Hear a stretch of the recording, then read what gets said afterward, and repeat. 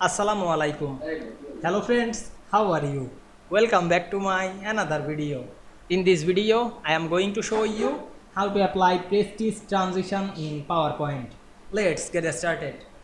At first, you have to open your PowerPoint presentation.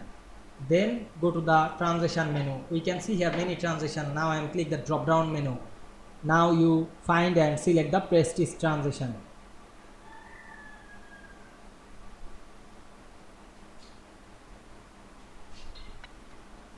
Now we can see here the prestige transition. Now I am select this, and we can see here the preview. You can increase the duration or decrease this.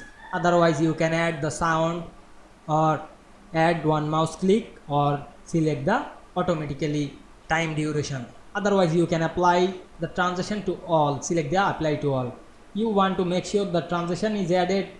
Open the presenter view or the slideshow. Then we can see here the slideshow. We added the transition easily. I hope you enjoyed the video. Please like, comment, share and subscribe my channel. Thanks for watching.